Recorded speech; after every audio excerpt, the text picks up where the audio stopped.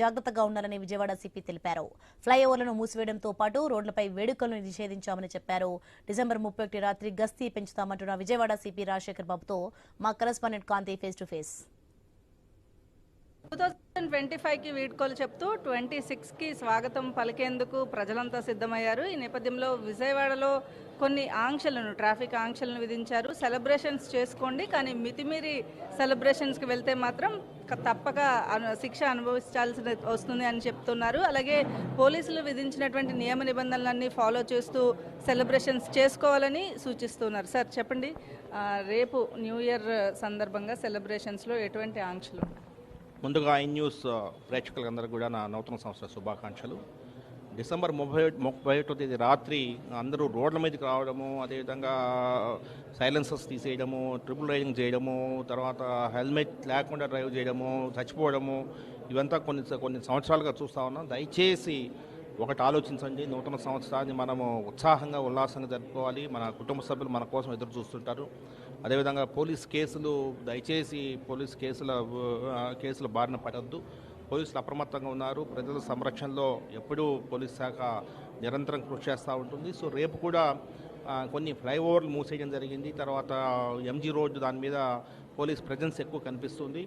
అదేవిధంగా drunk and driving కూడా చాలా భారీ ఎత్తున చర్యలు చేపట్టబడుతున్నాం. కాబట్టి ప్రజలందరూ కూడా పోలీస్ శాఖ సహకరించి మనందరం కలిసి నూతన సంవత్సరాన్ని వేడుకగా కుటుంబ సభ్యులతో అందరూ జరుపుకోవాలని చెప్పేసి నేను కోరుతున్నాను. నగరంలో జరిగేటువంటి ఈవెంట్స్ దగ్గర కూడా స్పెషల్గా ప్రొటెక్షన్ ఏమైనా పెడుతున్నారా? కొన్ని చోట్ల భారీ ఈవెంట్స్ జరుగుతున్నాయి. నగర శివారుల్లో కూడా కొన్ని చోట్ల ఈవెంట్స్ ఉన్నాయి.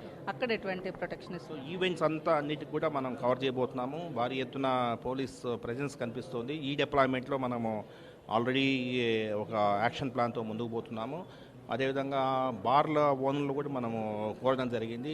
కొందరు డ్రైవర్స్ని మీరు హైర్ చేసుకుని పెట్టుకోండి, డ్రంక్ అండ్ డ్రైవ్ అనేది లేదు కాబట్టి కొంత ఇమీడియట్గా ఎవరైనా అట్లా వచ్చి డ్రైవింగ్ లేకపోతే డ్రైవర్స్ని ప్రొవైడ్ చేయమని చెప్పడం కూడా వాళ్ళకి చెప్పడం జరిగింది. అంటే మా బందర్ రోడ్లో చూస్తే నైట్ 12 o'clock తర్వాత బైకులతో ర్యాలీలుగా వెళ్తూ ఉంటారు. సో ఎవ్రీ ఇయర్ చూస్తూ ఉంటాం, పోలీసులు కూడా అక్కడ ఉంటారు. సో వారికి ఎటువంటి ఇది ఇస్తారు సార్? సో ప్రతి సంవత్సరం అంటే ఇక్కడ ఒక ఇది వస్తుంది. మా మెయిన్ ఏంటంటే పోలీస్ శాఖ డిసెంబర్ 31 రోజున ఆంక్షలు విధించింది, మమ్మల్ని ఎంజాయ్ చేయనట్లేదన్న అపవాదు రాకూడదు. మరొక వైపున ప్రాణ నష్టము, ప్రజలకు అసౌకర్యం కలగకూడదు.